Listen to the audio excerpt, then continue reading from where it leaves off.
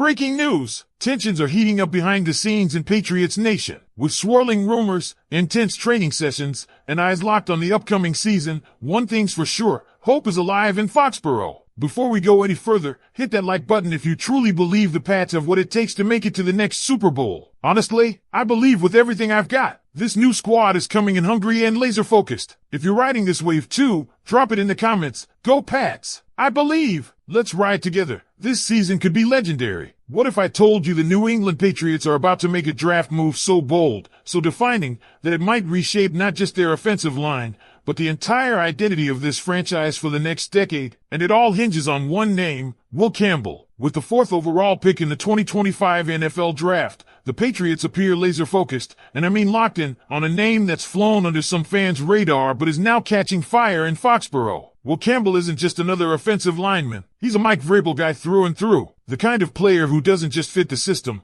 but can become the system. And based on every sign, from insider reports to mutual admiration, Campbell looks like the guy who will be anchoring New England's offensive line for years to come. There's no dancing around this. New England doesn't have a true left tackle right now. Verdoni Lowe? Not the answer. The front office knows it. The coaching staff knows it. And fans? You've seen it. You've felt it. Watching that O-line collapse play after play, game after game. Will Campbell changes that? He's versatile, primarily a left guard, but can stretch outside and hold down that critical left tackle role. When a team has a young QB like Drake Maye, who needs protection like air, the blind side has to be rock solid. Campbell could be that oxygen. The buzz around Campbell isn't just noise either. According to what we've heard from sources like Adam Schefter and reactions straight from Campbell himself, the chemistry between the player and the Patriots front office is real. He's spoken highly of the staff, the conversations, the energy, everything about this connection feels like it's been building to this moment. The man even said he's just excited for whatever opportunity one get. But you can tell, this one feels different. And when those pre-draft visits go that well, let's just say, he might as well be unpacking boxes in Boston. Now, here's where it gets even more exciting for fans. Because if New England goes offensive line at number 4, which looks almost certain, then they have to go wide receiver in round 2. That's where Luther Burden comes in. This guy could be a straight-up weapon for Drake Maye. Coming out of Mizzou, Burden might not have stats that knock you out cold, 676 yards, but his catch consistency, his ability to stretch the field, and most importantly, his chemistry potential with Stephon Diggs, that's what makes this pick special. Let's break it down like this. Imagine an offense where Diggs is WR1, Burden is WR2, and Demario Douglas is your dangerous slot guy. Now imagine throwing a wild card into that WR3 spot. Maybe Kendrick Bourne, maybe Keyshawn Bout, or maybe even Tyquan Thornton. All of a sudden, this offense isn't just looking competent, it's looking explosive. And for a team that hasn't hit on a wideout in years, this could be the reset button we've been screaming for. And New England's not done at wide receiver. Because round 3, that's where things start to double down. Enter Jalen Noel. If he's still on the board at pick 69, he's the move. Nearly 1,200 receiving yards, a 15-yard per catch average,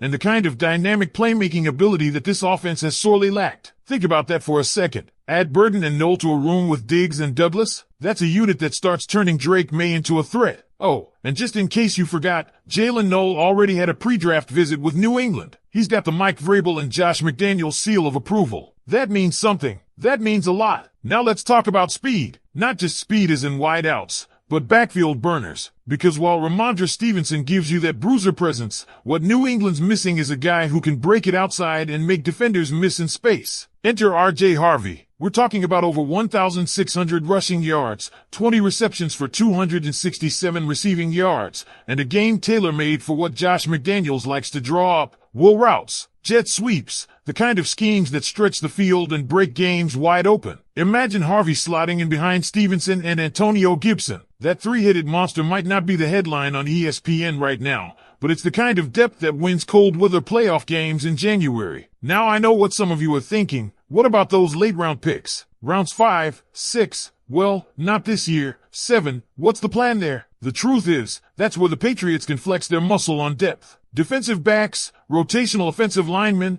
a tight end like Mitchell Evans from Notre Dame to add to a room with Hooper and Hunter Henry. That's how you build a team that competes in December, not just September. Let's not forget either, Joe Milton got traded to Dallas. That move cost New England a 7th rounder but gave them an extra 5th. That's smart asset management. That's how you turn day 3 into a gold mine. And if you think Will Campbell's the only storyline here, Think again. There's a huge chess piece on the board right now that could change everything. A trade down from number 4. If Carter and Travis Hunter are off the board, and odds are they might be, do the Patriots move back, pick up more capital, or do they stand their ground, knowing Campbell is their guy? Personally, I'm not trading that pick. Not when you've got a franchise left tackle staring you in the face. But hey, maybe you see it differently. So that's the board. That's the plan. That's what New England might pull off in the first 3 rounds of the 2025 NFL draft. But now it's your turn. What do you think of this potential Patriots draft class? Are you sold on Will Campbell at number 4? Do you believe Burden and Knoll can finally be the wide receiver answers we've needed for years? Should the Patriots go after R.J. Harvey or wait for another back? And what about trades? Hold the line or stack the picks? Sound off in the comments. Drop your draft grades, A, B, C, D, or F. And don't forget to let us know which running back you want in Foxborough. We'll be live for the draft, and you don't want to miss it. And let's not pretend like the later rounds are just filler. Patriots fans know better. Some of the most valuable contributors in franchise history didn't come in round 1.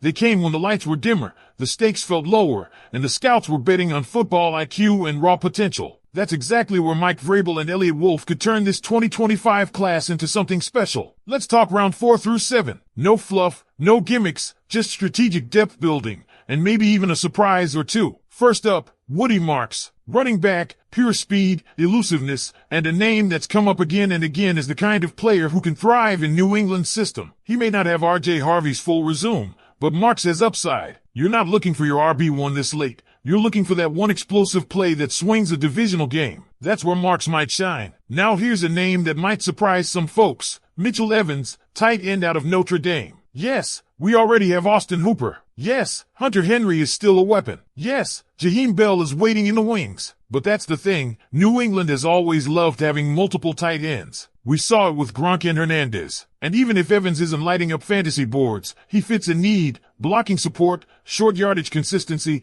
and depth if injuries pile up late in the year. You want red zone options? Evans gives you one more. And let's not forget Garrett Bradbury, the veteran center. He's getting older. So what do? You bring in another center. Add depth to protect your investment in Drake Maye. The more time Maye has in the pocket, the more dangerous guys like Burden and Knoll become. That's the game plan. It's not just offense either. There's chatter about adding a young DB, another edge, and maybe even a swing tackle late on day 3. These aren't just backups. They're special teams guys, future starters, and locker room tone setters. Look what Matthew Slater brought to this franchise. That impact starts with late round picks who buy in, grind, and find their role. And speaking of Slater, leadership is going to matter more than ever in 2025. With Vrabel taking the reins, there's a new tone in Foxborough, toughness, physicality, no excuses. That's why every pick matters this year. That's why even your 5th and 7th round guys aren't afterthoughts. Their culture fits.